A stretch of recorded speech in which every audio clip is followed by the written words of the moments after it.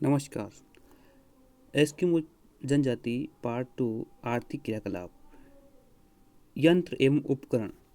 मुख्य रूप से इनका अस्त्र के रूप में ये हार्पून का प्रयोग करते हैं जो कि बालेनुमा होता है और 1.2 से 1.5 मीटर लंबा होता है तथा ये पीछे से रस्सी से बंधा हुआ होता है। यातायात के साधनों में ये दो प्रकार के यातायातों का उपयोग करते हैं। स्लेज गाड़ी जो कि बर्फ़ पर चलने वाली बिना पहियों की गाड़ी है जो कि कुत्ते या रेडियन खींचते हैं, और वालरस की हड्डियों एवं चमड़े से बनी हुई होती है। पानी के अंदर ये कयाक नामक नाव का प्रयोग करते हैं जो कि सील मछली के शिकार में काम में ली जाती है तथा यह भी हड्डियों तथा चमड़े से बनी हुई होती है। उमियाक नाव मुख्यतः बड़ी होती है कयाल से और इसे व्हेल मछली के शिकार के लिए उपयोग में लाया जाता है। इनके अलावा ये धनुष्मान का भी प्रयोग करते हैं जो कि लोमड़ी, बारहसिंगा, बतख आदि के लिए। बसंतकालीन आखेट को एस्किमो उतोक कहते हैं और शीतकाल में माउपाक तथा इत्रुपाक विधि से शिकार करते हैं। माउपाक का अर्थ है वह प्रतीक्षा करता है। शीतकाल में ये लोग बर्फ के समुद्र पर एक खड्डा कर उसमें मछली के लिए कुछ भोजन रखकर प्रतीक्षा करते हैं, और जब मछली श्वसन क्रिया या भोजन के लिए उस खड्डे में मुंह निकालती है तो ये उस पर हमला बोल देते हैं। इस विधि को माउपाक या इत्रुपाक विधि कहते हैं। एस्किमो के आर्थिक जीवन। एस्किमो के जीवन यापन का आधार आखेट है।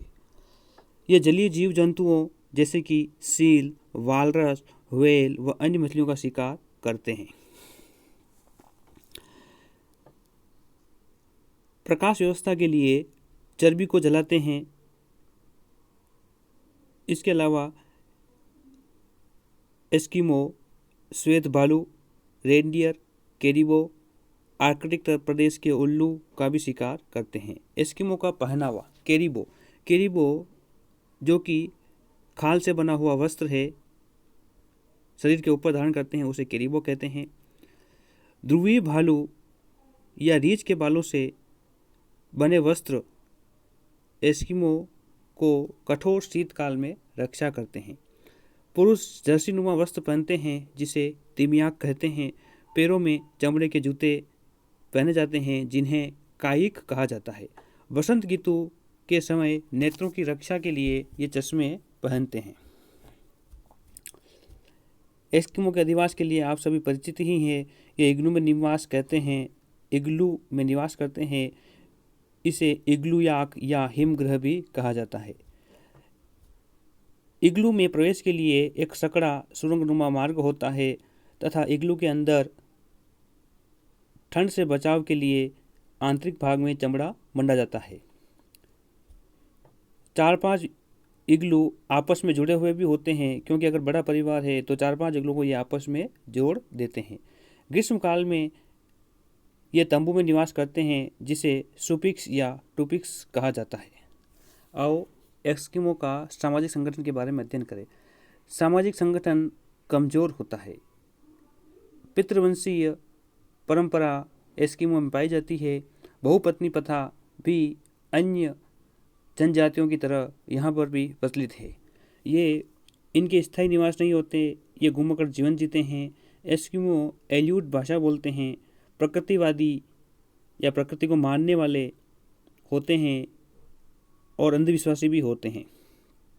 वीरता प्रदर्शन करने में विश्वास रखते हैं। दूसरे एस्किमो की पत्नी का अपहरण करना या उसके पति को पहले मारकर फिर उस विधवा से शादी करना अपना वीरतापूर्ण कार्य समझते हैं। अतिथि का स्वागत एवं सत्कार स्त्री के यौन संबंध द्वारा होता है। एस्किमो फुटबॉल की तरह एक खेल खेलते हैं जिसे ताश। एस्किमो फुटबॉल की तरह एक खेल खेलते हैं। इसके अलावा ये ताश का भी खेल खेलते हैं और बच्चे जो हैं कुत्ते की सवारी करते हैं। एस्किमो जीवन में कभी भी नहीं नहाते तथा अपने शरीर के कपड़े फट जाने पर ही उतारते हैं। प्रकृति की देवी सेदना की पूजा करते हैं। वर्तमान परिप्रेक्ष्य में एस्किमो की स्थिति लगभग 10 लाख एस्किमो वर्तमान विश्व में मौजूद हैं। सन 1980 के पश्चात एस्किमो बाहरी लोगों के संपर्क में आने लगे हैं तथा एस्किमो शिकार करने के लिए अब बंदूकों और अस्त्रों का प्रयोग करने लगे हैं। कयाक के स्थान पर मोटरसाइकिल, नाव तथा स्लेज गाड़ी के स्थान पर स्कूटर का प्रयोग करने लगे हैं। अमेरिकी सरकार द्वारा प्रदत्त सुविधाओं के कारण इनके भरण पोषण के स्तर में परिवर्तन आ रहा है, जिससे इनकी जनसंख्या कनाडा, अलास्का में बढ़ रही है। सरकारी प्रोत्साहन से ये लोग नौकरियों में प्राप्त कर रहे हैं। इसके अलावा शहरी क्षेत्रों के पास इनकी बस्तियां बसाई जा रही है। गाइड एवं अन्य कार्यों में यह भागीदारी निभा रहे हैं। वर्तमान में एस्किमो लोगों की संख्या 10 लाख है। धन्यवाद।